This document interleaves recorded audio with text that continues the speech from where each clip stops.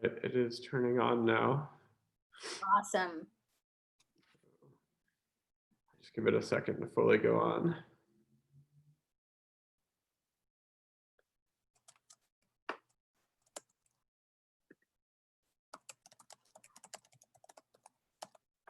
All right.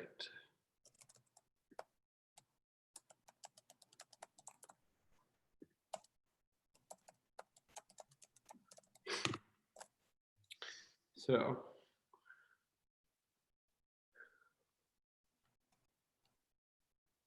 should have maybe our rush of people joining us soon as we get close to 7 o'clock. Just about 4 minutes to go. Welcome. Right.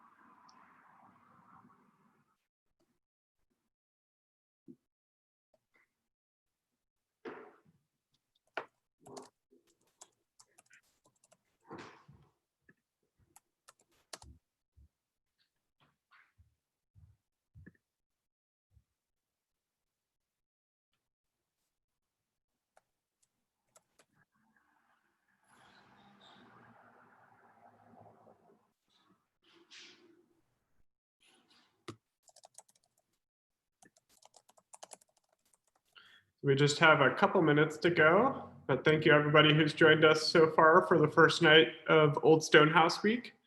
And we'll get started maybe at 7 or a minute after. We'll try to let our latecomers all get in here. Cool.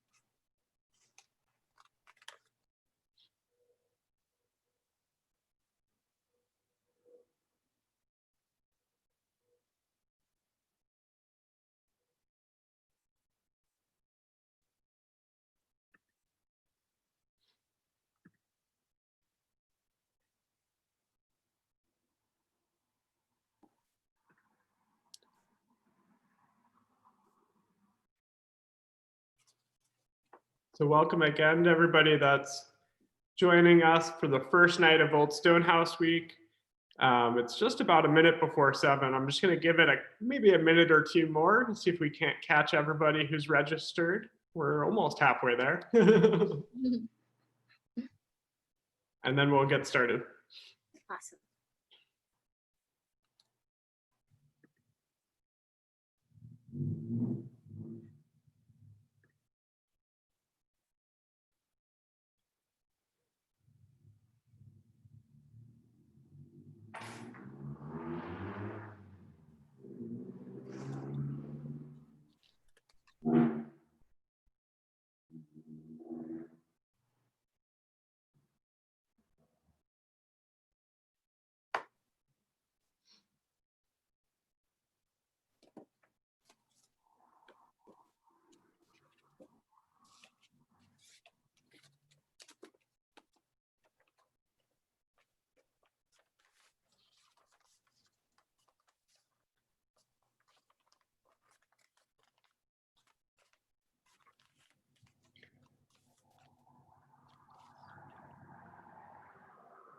All right, well, why don't we get started? My name is Drew Bush. I'm the Assistant Director at the Old Stone House Museum, and I just wanted to thank everybody for joining us tonight for our first night of Old Stone House Week. I hope, of course, that you had a nice dinner before you hopped on Zoom here to be with us. In a moment, I'll turn things over to our dynamic and exciting speaker, Shanta Lee Gander. I just wanted to give you a few tips on using Zoom with us tonight before we get there. Of course, we would be love to be celebrating Old Stonehouse Day with you in person, but we're really excited to be able to bring you this series over this week with the presentation tonight that will continue with new and different offerings over the next few nights until Saturday. So for those of you who are watching here in Zoom, there's a couple ways you can interact with us tonight. We're going to ask that you try to hold your questions for the end of tonight's presentation. But the way that you can actually go about asking them is if you mouse your cursor to the bottom of your screen, you'll see that there's a chat box. And if you click on that, you'll actually see a little welcome in there for me. You can always chat to me during the presentation. So if you're thinking about something and you don't want to hold on to the thought until the end of the talk, please feel free to put it in there. You can also do the same. You'll see a button down at the bottom. That is our Q&A button too. So those Q&A questions, we'll try to answer them live in the session, probably at the end. But if we can, we'll answer them in written form in there too. And then the final way that you can interact with us tonight for Old Stone House Week is you can actually also raise your hand. So you'll see that little hand icon at the bottom of your screen. And you can use that to share your video and audio. I'll actually get a little notice on my side that you've raised your hand, and I will then actually promote you, and you will be able to talk directly with us. One thing to keep in mind, though, if you are interested in asking a live question, is that we are recording tonight's video for those who can't make it tonight so that they can watch afterwards. So just be aware that if you share your video, you'll be a part of that recording. So without further ado, I now want to turn things over to Shanta. Thank you so much. And thank you for having me. I'm going to put this on share screen. Give me a sec. And let's see. Okay, I have that on share. So I'm Shanta Lee Gander, and I am going to be talking about bearing witness and the endurance of voice in regards to Lucy Terry Prince. First, I'm going to open with the recitation of Bar's Fight and introduce the poem. And then we will have some time to talk about the context of the poem, Lucy Terry Prince's life, and hearing more about who she was. So I'd like to bring you Bar's Fight. August 'twas 25th, 1746. The Indians did an ambush lay, some very valiant men to slay, the names of whom I'll not leave out. Samuel Allen like a hero fought, and though he was so brave and bold, his face no more shall we behold. Elizur Hawk was killed outright, and though he had chance to fight, sorry, excuse me a second.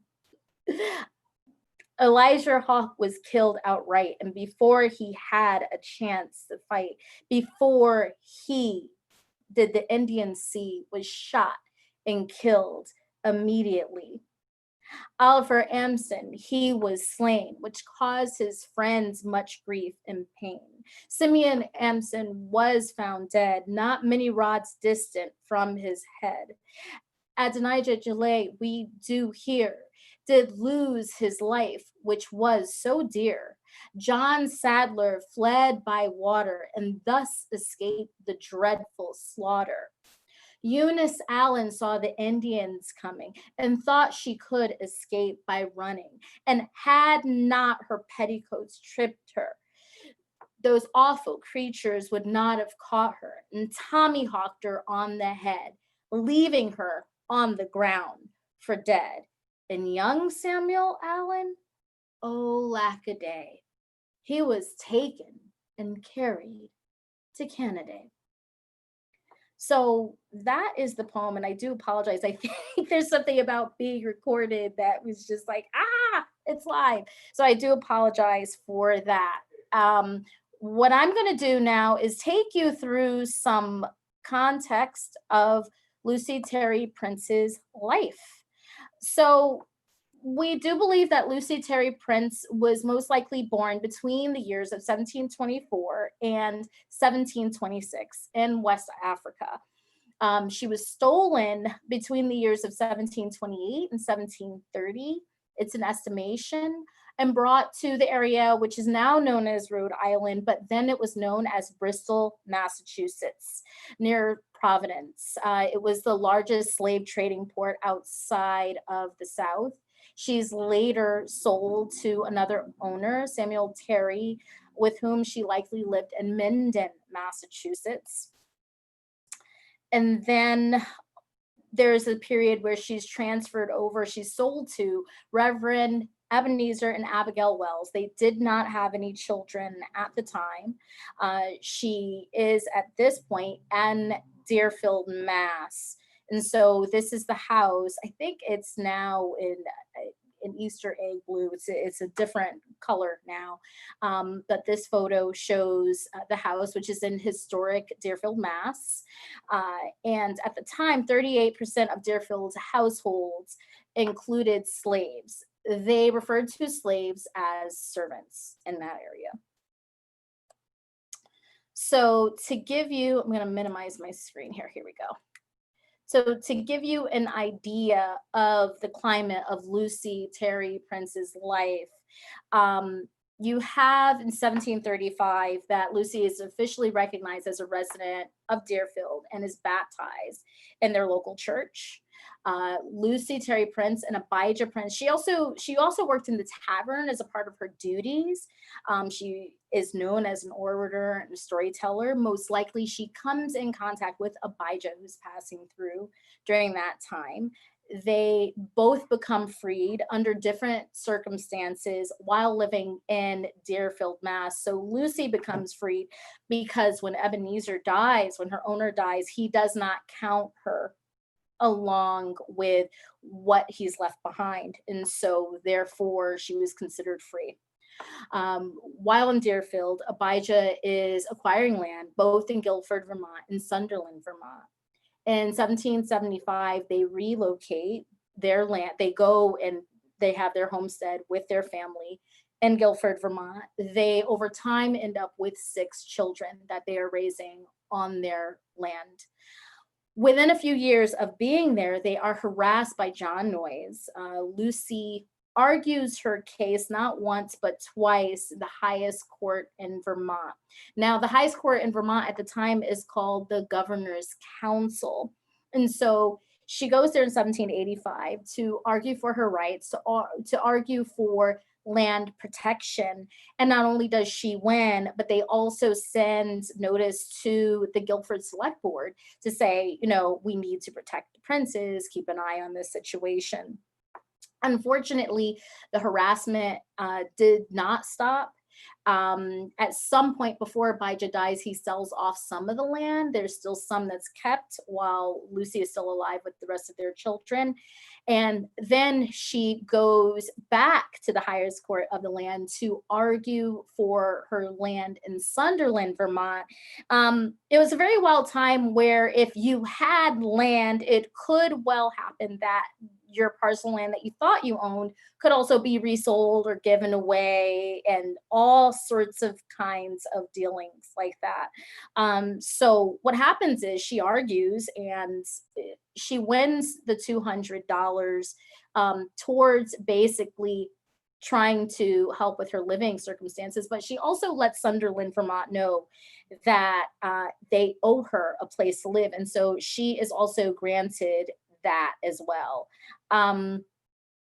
The other thing about this circumstance, and one of the things I'm always careful for to deconstruct, is around our legacy as it relates to the state of Vermont, as it relates to our stance on slavery. One of the mythologies we always like to say is, Vermont declared slavery, like outlawed slavery.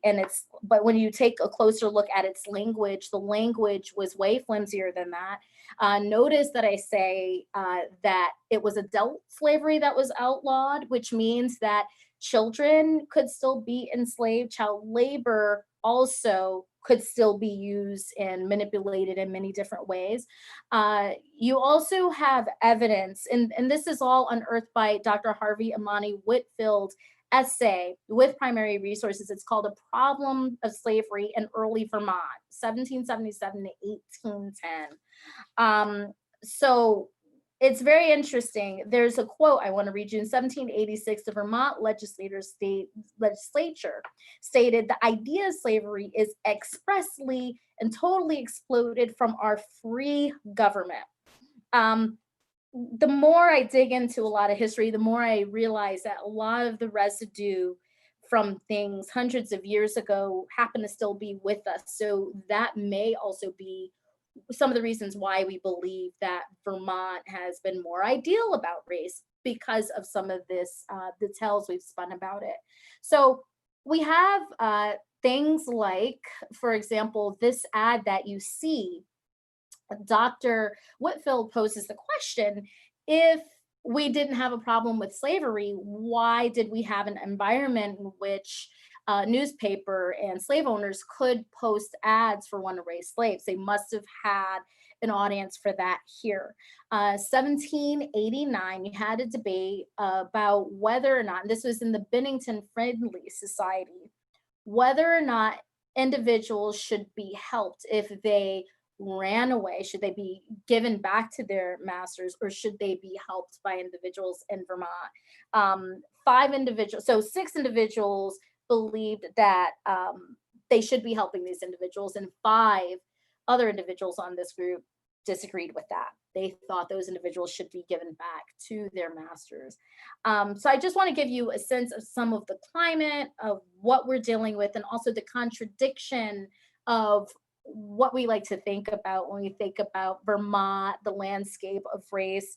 You also, during this time, you had the French and Indian War, you had the American Revolutionary War, so there's a lot of fighting. You had Ethan Allen. I have always thought this was a fascinating fact, that Ethan Allen returns. He was held for 3 years by the British. And he was caught because he tried to capture Montreal. So if you could imagine how wild things were, but also how much African Americans at that time were on shaky ground. We do not see anti-slavery societies until around the 1830s. This is something we rarely think of. So the anti-slavery societies were societies that helped to aid in protecting African Americans. There were cases in which, for example, African Americans who were free were sold into slavery, or people being kidnapped back into slavery. So those are some key things to keep in mind. Also, there's the case of Dinah and Judge Stephen Jacob. So in 1783, he purchases Dinah, and by 1802, he is sued. She's 47 years old and ill around that time. He turns her loose. She can no longer be of use as his slave, and he's sued. The select board of Windsor tries to sue him, but not because he did anything illegal. They're not looking at that. They're looking at the fact that they want to be reimbursed for taking care of Dinah, because Dinah has had to rely on the town because she had no place to go, and he just put her out. So the select board of Windsor wanted to introduce the bill of sale of Judge Stephen Jacob, and his peers did not allow it. So again, these are other things to just keep in mind as we think about Vermont's history, and more or less question some of the stories that we tell ourselves about our relationship in history around race here. So then we have Vermont becoming a state in 1791. U.S. Congress votes to admit Vermont into the United States.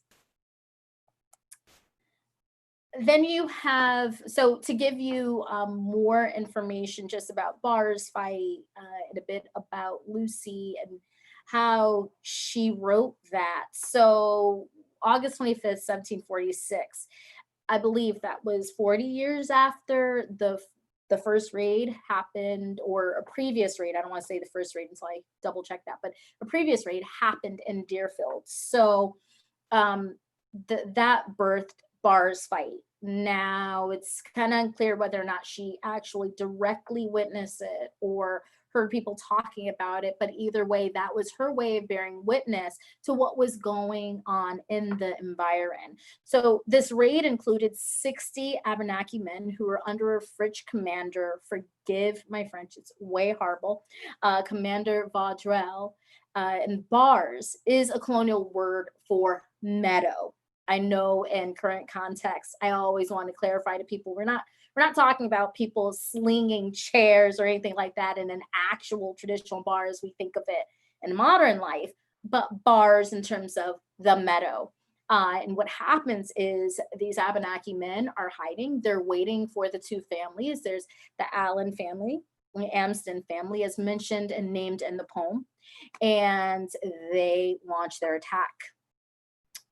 So Barr's fight is written in the form of a ballad, and if some of you either are poets or know about poetry, there's some belief that ballads are, like, usually within poetry, bearers of bad news. Like they're meant to be memorized. They're also, it's very it's not uncommon for ballads to also carry a lot of the weight of some gritty things. So for example, and this is just fun to look up on your own time if you're into this kind of thing, there is a whole area or arrangement of something called murder ballads, and those involve ballads that were written that cover some unfortunate incidents, like in various parts of history. So I always find that just fascinating.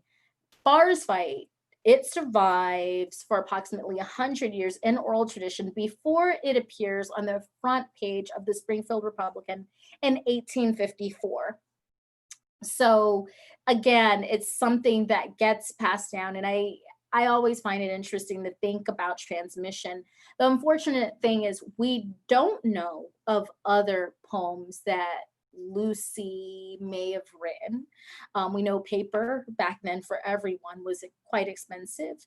So we're not sure about that. But when in thinking about her legacy in terms of bearing witness, we have this poem, but we also have her arguing her case before the highest court in Vermont twice. So very much being a self-advocate, very much looking at the law and saying, and knowing her rights and going to fight for her rights. So let's go to actual looking at Barr's fight. So as you think about questions that you may want to ask towards the end, I do want to point out a couple of interesting facts. So Eunice Allen, notice and left her on the ground for dead. Now, if you know nothing else, that is a tip off in terms of what we know about Eunice Allen. Eunice Allen did survive, and she, in later years, talks about the incident as vivid as anything. She talks about the incident, and the other thing is young Samuel Allen. So he is eventually fetched by an uncle. When his uncle comes and gets him, which I find, so this is fascinating, but not uncommon for that time. So it was common for when people, not everybody, but when some of the kidnappings happened, or some people were taken prisoner or held hostage by Native Americans, some did not want to return back to their families, or they looked upon that time very fondly. There is a lot of writing that comes out of that period about that phenomena. So Samuel Allen at first pretends he's forgotten English, that he doesn't understand English. He is pressed and pressed until he's forced to come back with his uncle. And until old age, he looks upon that time of being captured fondly. So again, that sentiment is not uncommon to others who've written about that. So looking at Lucy Terry Prince's legacy, there is a whole range of bearing witness and thinking about the ways, not just necessarily for Black poets, but also thinking about the poetry of witness in general. And I like to say that Lucy Terry Prince is within the pantheon of that. There's a lot, and we'll get to this towards the end, but there's a lot about her life that reminds us or is a guiding light for so many things. So as we think about her bearing witness, this is within the constellation of Phyllis Wheatley, for example, who publishes her first book of poems by an African American. Lucy Terry Prince is known as the first known African American in English literature, because Bars Fight predates this. But it's key to know that a lot of different individuals have been bearing witness in so many different ways.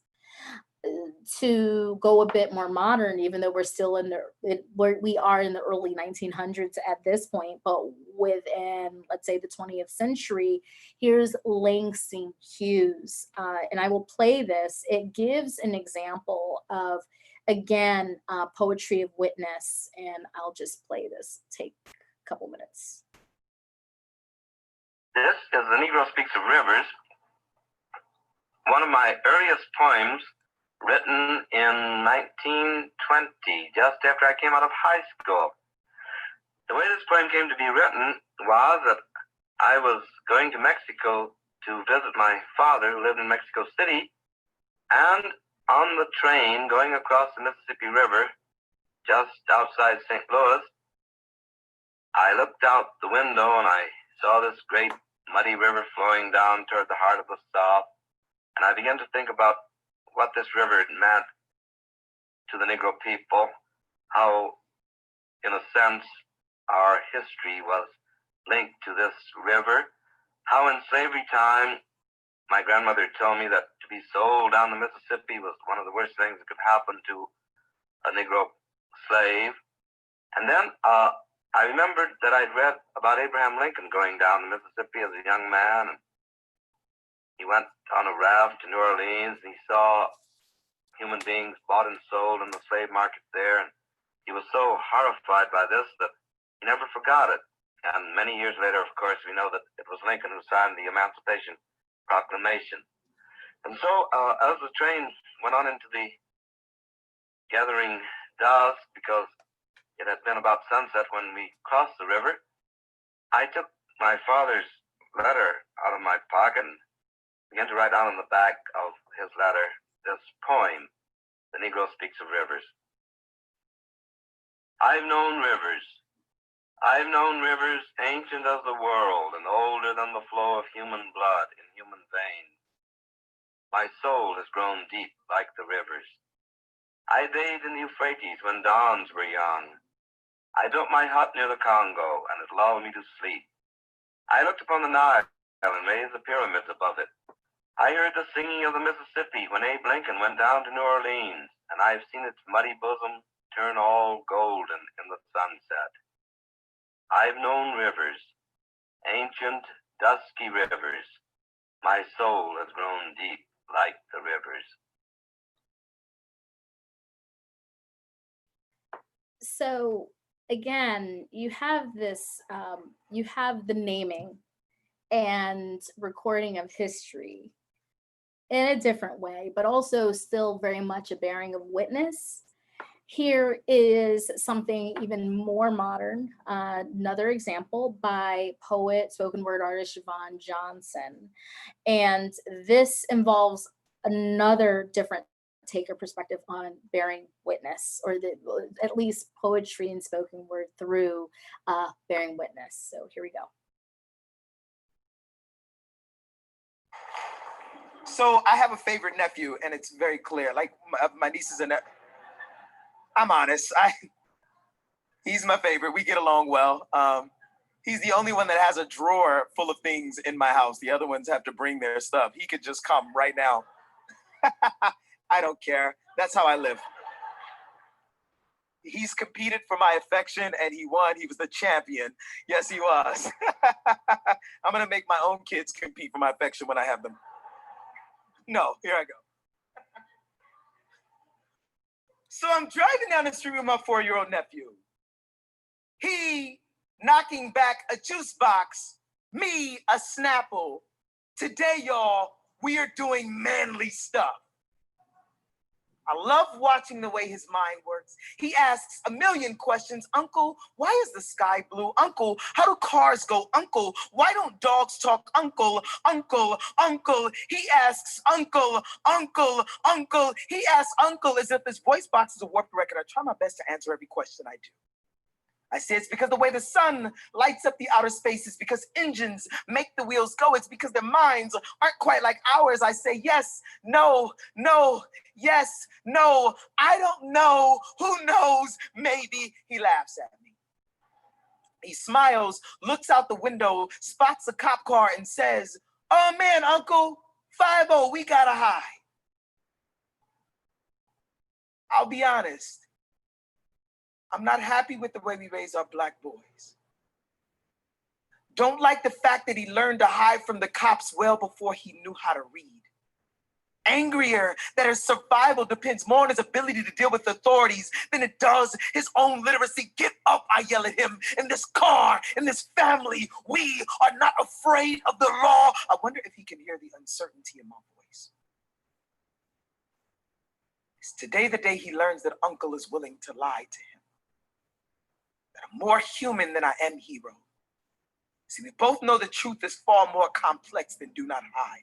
Both know too many Black boys who disappeared, names lost. Know too many Trayvon Martins, Oscar Grants, and Abner Louimas. Know too many Sean Bells and Amadou Diallos. Know too well that we are the hard-boiled sons of Emmett Till Steele. We both know it's not about whether or not the shooter is racist. It's about how Black boys are treated as problems well before we're treated as people. Black boys in this country can't afford to play cops and robbers if we're always considered the latter. Don't have the luxuries of playing war if we're already in one. Where I'm from, seeing cop cars drive down the street feels a lot like low-flying planes in New York City. Where I'm from, routine traffic stops are more like minefields. Any wrong move could very well mean your life. And how do I look my nephew in his apple face and tell him to be strong when we both know Black boys who are murdered every day simply for standing up for themselves? I take him by the hand, I say, be strong. But be smart and be kind and polite and know your laws. Be aware of how quickly your hand moves to pocket for wallet or ID. Be more aware of how quickly an officer's hand moves to holster for gun. Be Black, be a boy, have fun, because this world will force you to become a man far more quickly than you'll ever need to. He lets go of my hand, but Uncle, he asks. Eyes are as big as tomorrow, but Uncle, he asks, what happens if the cop is really mean?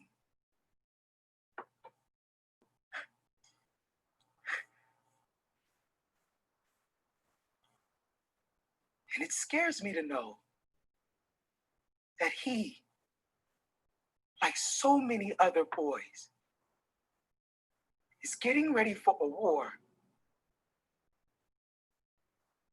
I can't prepare him for. Thank you.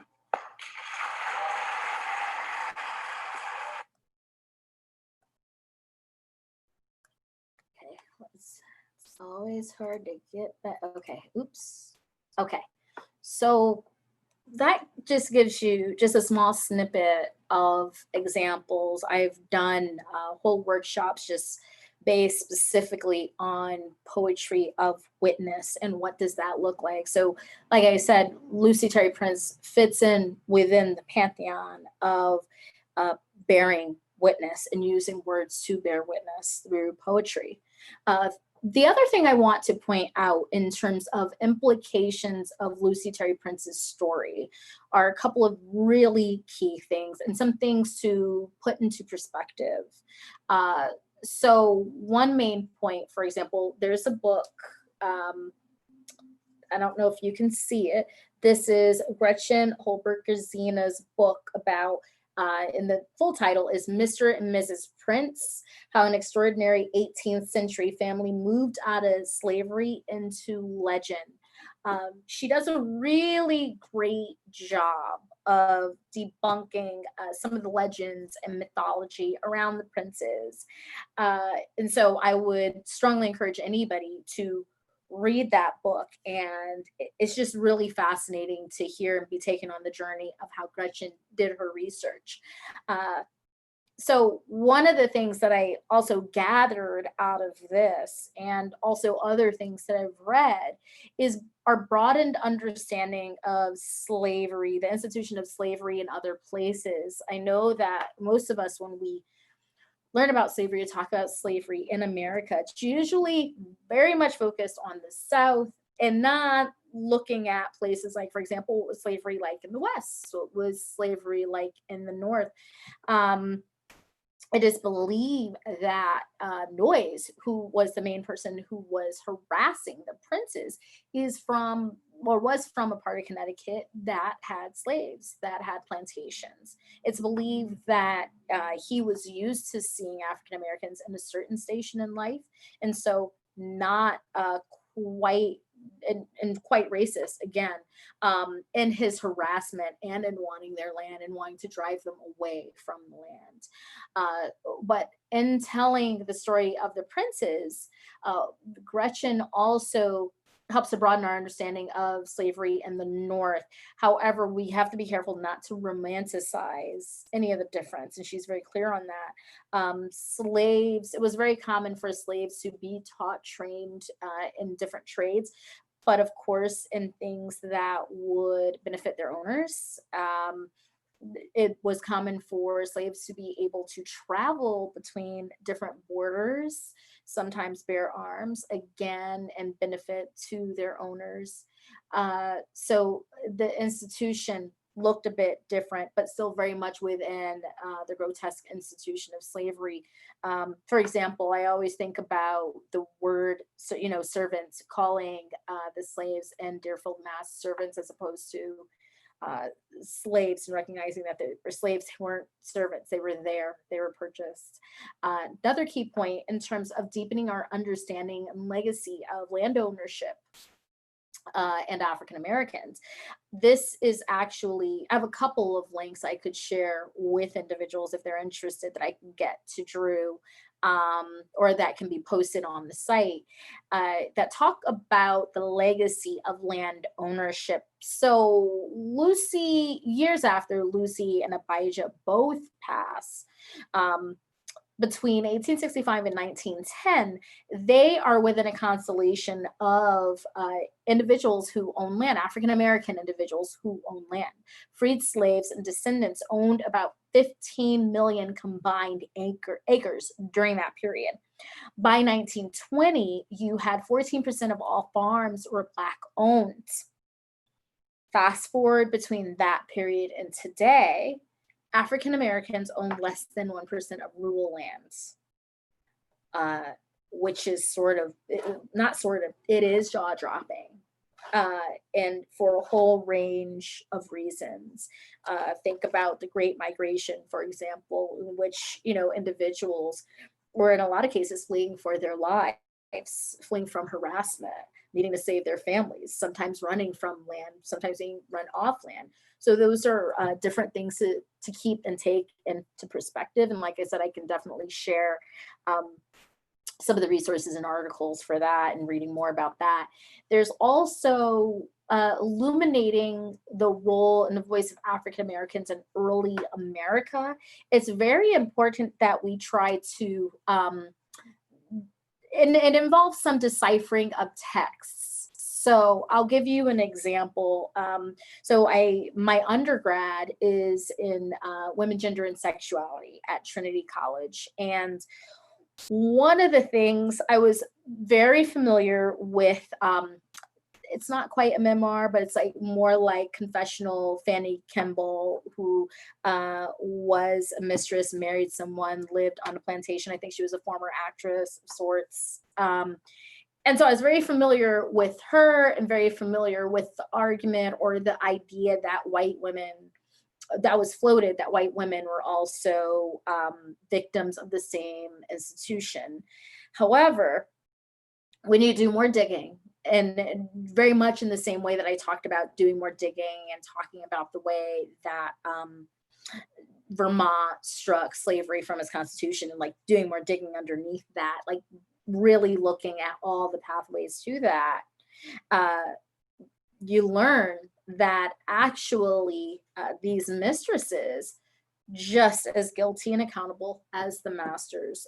There were cases in which women would take their husbands to court because they wanted to keep access to their own slaves, manage their own property, and not have, whether it was creditors or their husbands coming after what they had ownership of. There's a great book that came out last year, I want to say January. It's called They Were Her Property.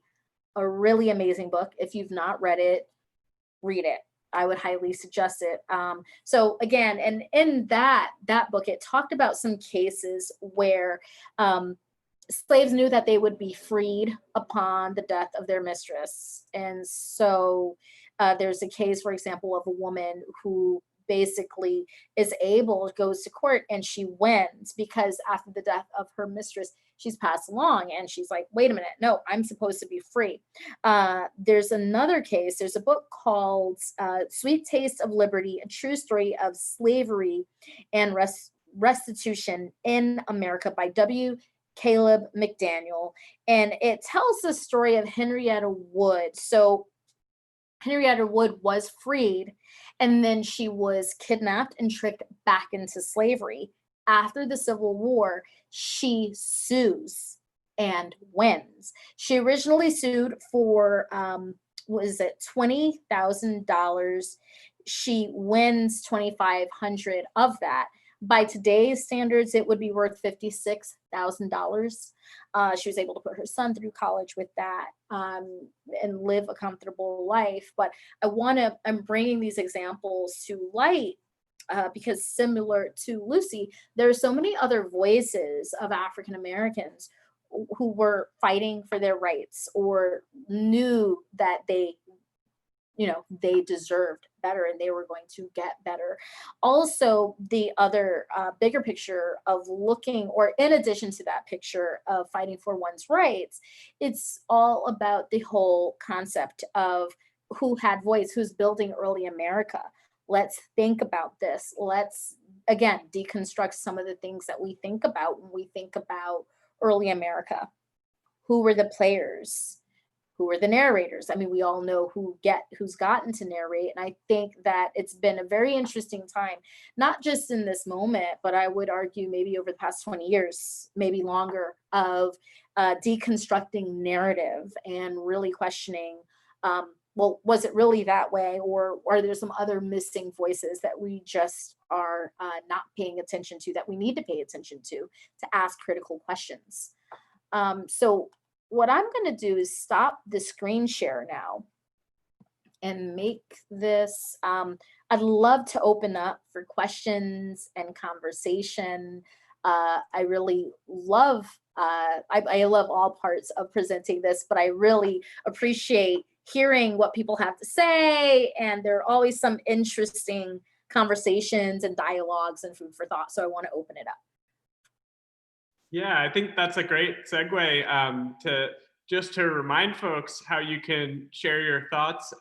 If you are on a computer, you can scroll to the bottom of your little Zoom screen and there's a chat and a Q&A button. We'd love to have your thoughts in our chat, your questions in our Q&A. You can also, if you want, raise your hand. You'll see a button down there too. I think if you're on an iPad or on a tablet, all three of these buttons are probably at the top of your Zoom screen.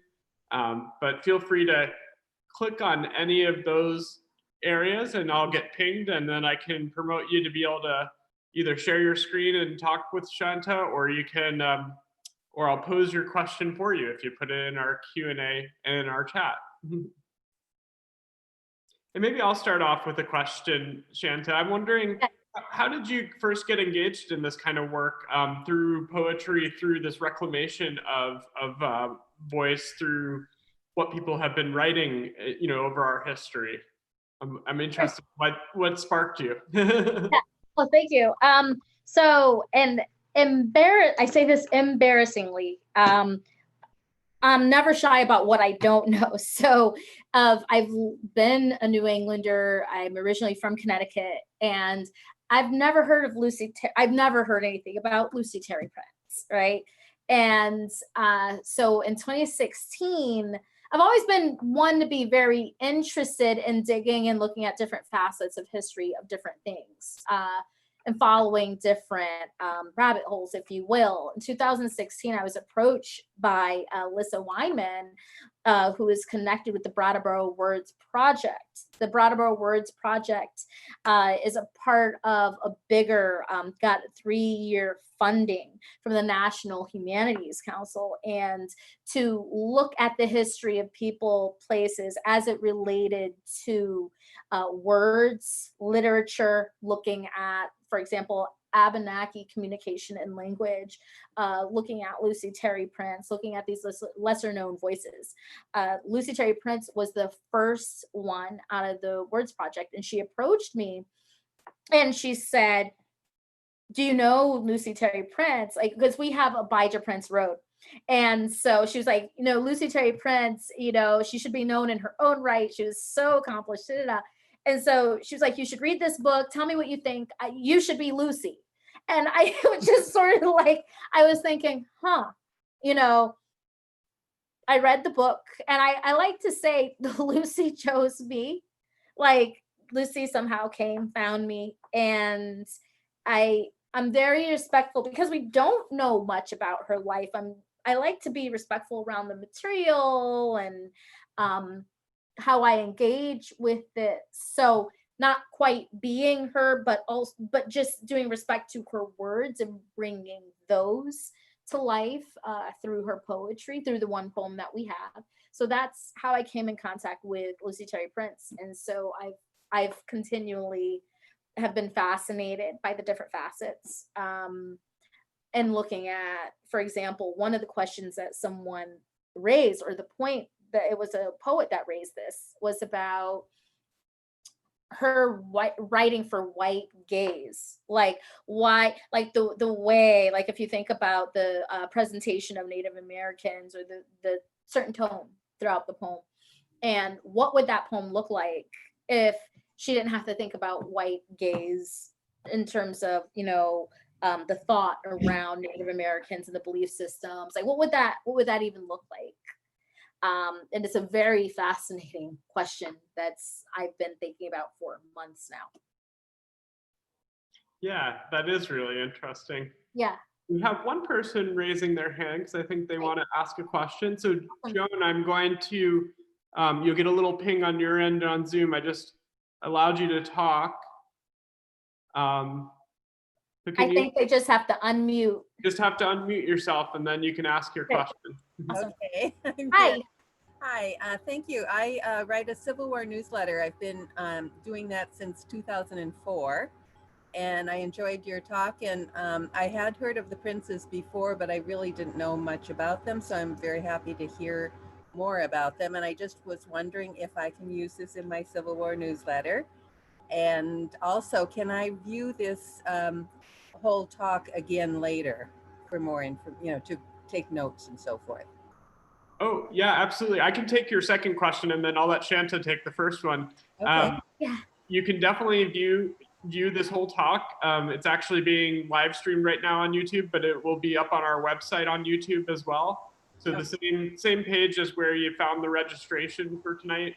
We'll have the video up there probably by this time tomorrow, if not much earlier in the day. Okay. If I have a problem, I'll let you know. Okay. But it's okay to use it in my newsletter? Yes, absolutely. And also, there's a narrative version of detail of how things unzipped during the bars fight. So I can send that information, as well as a snippet out of Gretchen's book. I'll make sure to send that information to Drew.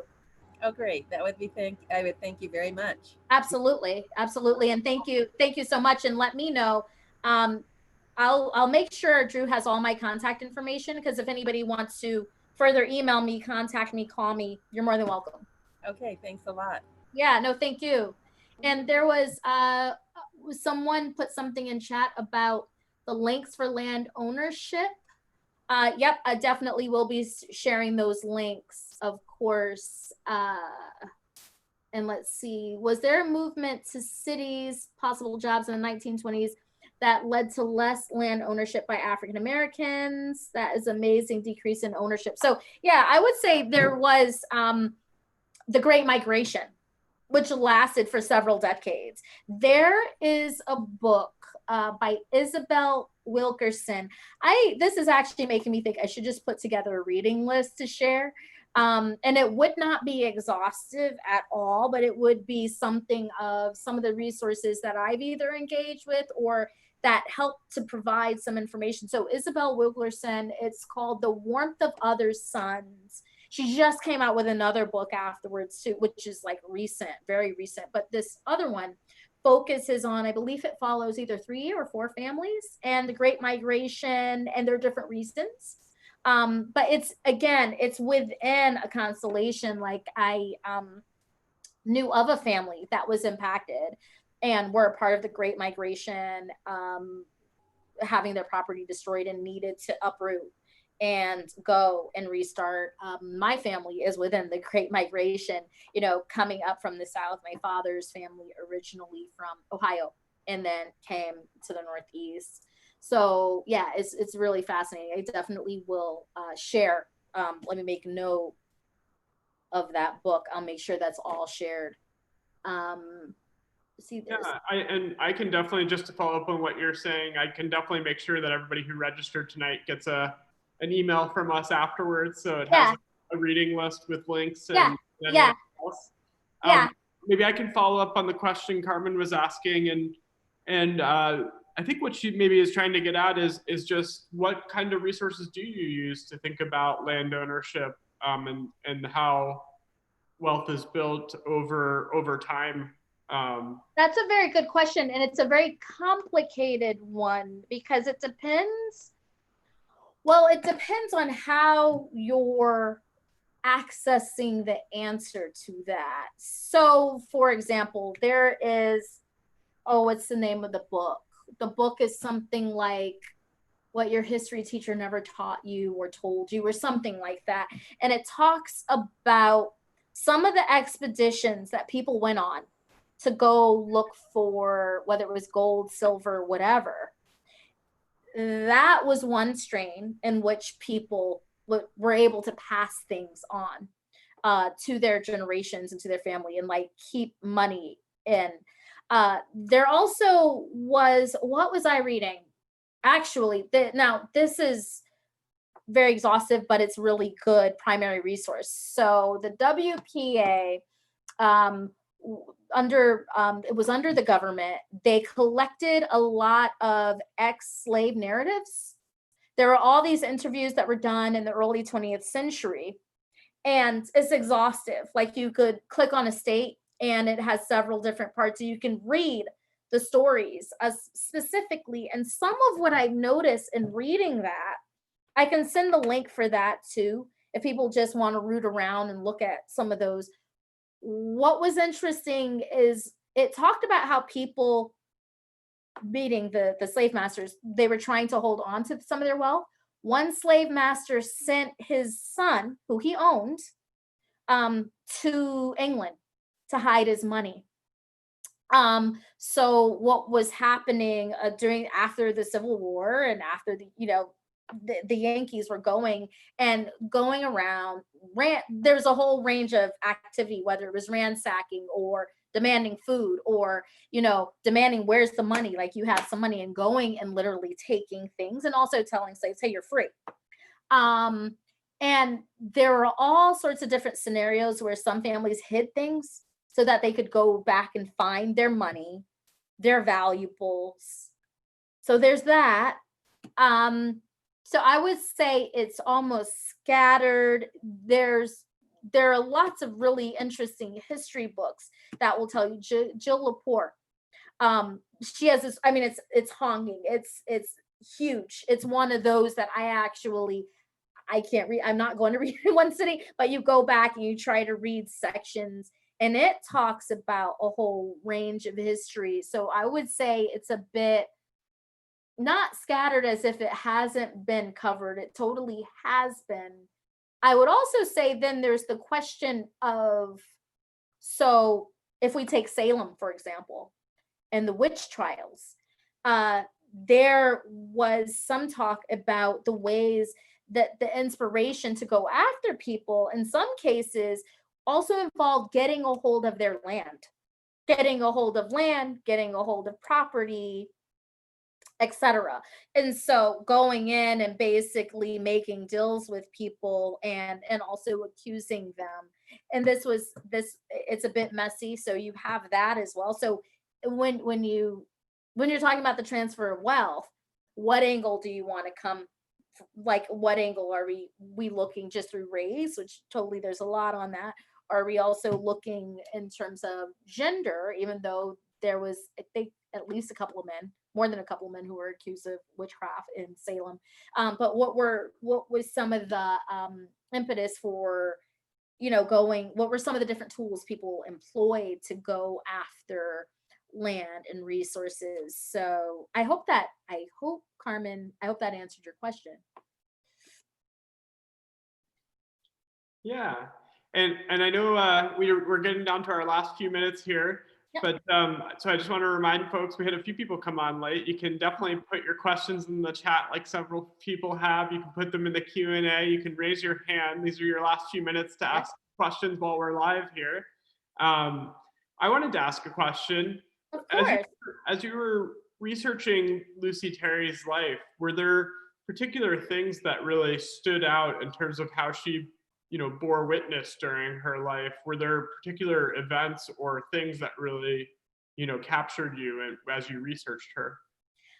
I actually only want to know more. Like, there's a big hole for me in terms of like whether or not she has any living descendants.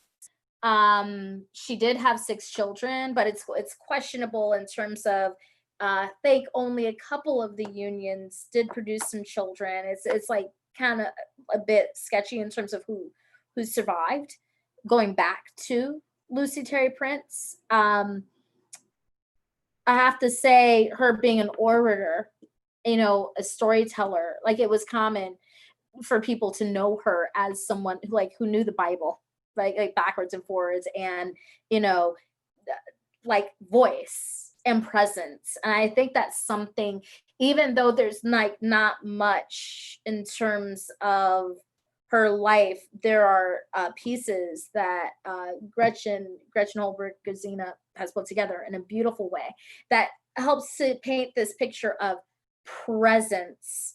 There's also, I forget the name of the minister who I think either writes or presents her eulogy. And that kind of paints a picture, like talks about Lucy. So there's a way we get this sense of who she was as this person who had such presence. And I think that's what I come away with. Like, even if it was just one poem and one piece of writing, like if we should be so lucky, something from our life that's hundreds of years later, people are still impacted by it and sharing it and thinking about that. And I think that has wowed me and inspired me in so many different ways. That's a really good question. Thank you, Drew. And let's see, someone did also over time, the government had policies that were instrumental in acquiring land for, of course, absolutely, Carmen. That's absolutely true in terms of policies. I mean, like I said, there are so many different veins and ways of looking at distribution of wealth. I think that conversation is happening now in terms of single family zoning and that conversation about living all over the United States right now. So thank you for that. Yeah. I wanted to slip in one more question while we had you. Of course. I know we were talking before we started tonight about the fact that you're in school right now, and I'm wondering, where you're headed with this work. what's sort of the new things that you're doing research on and interested in? Oh, thank you. Oh, thank you. So I write across a different bunch of ranges. I am an investigative journalist. I also am a photographer. I write prose and I also write poetry. Right now, part of the reason why I was digging into some of the interviews with former slaves and just like former narrative is just trying to get back to certain parts of heritage for myself, like having grown up in the Northeast. I'm disconnected in a way and dislocated from the South. A lot of my family's in the South. I could go right to the graveyard where they are in Vidalia, where the sweet onion comes from.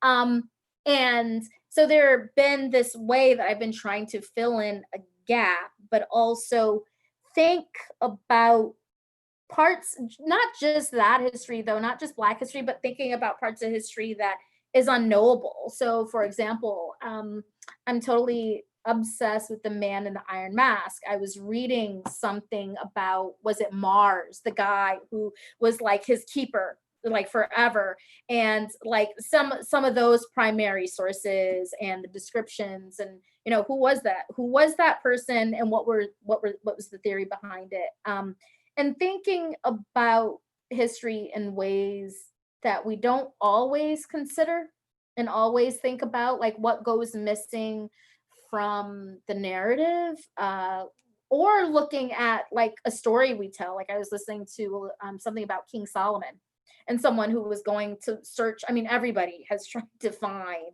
right, the minds, and whether or not he was a real person, or was some of that an exaggeration. And so I love doing that as well. And so I think my mind has to do with excavating and looking underneath. And it could be anywhere within world history, or even looking at a fairy tale and saying, you know, oh, you know, here is some link to Beauty and the Beast, which there actually is a true Beauty and the Beast. That's another offshoot. But to answer your question, yeah, so those are where some of my interest lies, like looking underneath the surface. What is it that we think we see? Questioning that, and either trying to creatively and respectfully fill in gaps in my creative work, or if I'm doing it as an investigative journalist. I just had a piece in Dame magazine about thinking about Black lives mattering for how long, like, you know, thinking outside the box, you know, don't just remove the cream of wheat man, you know, think about lasting sustainable changes for our whole society. And so when I did that piece, I'm very much rooted in looking at, now, when is the last time we've seen something like this happen? Like looking at the whole history, right, and bringing it together. And so I wrote that piece very much, not just opinion, but rooting it in some history and research. For the poetry side of things, it's a bit different, and I try to inhabit or gather different persona and see what it feels like. I wrote a poem once about Louis XIV. What was it like to be that man who was obsessed with taking a hunting lodge and essentially turning it into like Versailles? Like Versailles was never under scaffold. Like it lived a life under scaffolding because he was obsessed with building. So I wanted to inhabit him to write the poem about him. And so that, I hope that answers your question.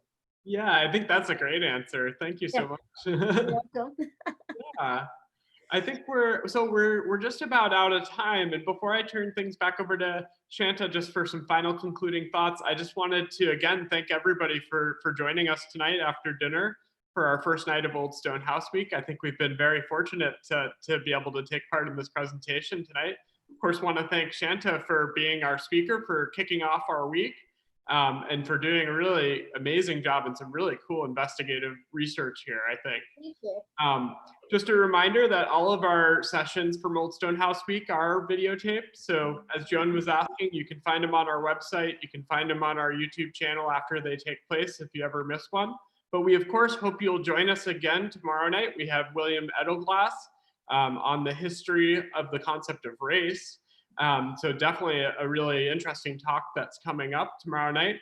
Friday, we'll be doing something special for the kids. So our Kids Friday extravaganza, and then some nice music, of course, on Saturday. So we hope you will all join us again, and I'll turn it back over for some final thoughts from our speaker. Oh, thank you so much. So all I want to say is I want to encourage people to look beneath the surface of anything, even if it's as simple as wondering how something got its name or what's the story that accompanies something else. It doesn't have to be extravagant. I cannot call myself a historian. I am not. And researcher with somewhat of a little R. Maybe I'll make it to being, full-fledged capital R research. But I have to say, definitely think about different ways that we all want to think about the ways that we want to bear witness. Doesn't have to be, again, as grand as writing a poem, but maybe it's sharing a story and passing a story down. I think there's a lot to be said for oral tradition and how that is a part of building archive. So I'll just leave it at that. Thank you. Yeah. And thank you again to everybody for being here tonight. We look forward to seeing you again tomorrow night or on one of our upcoming nights.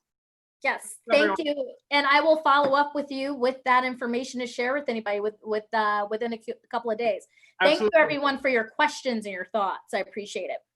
Yes, definitely. And I will, you'll be seeing an email from me with Shanta's follow-up.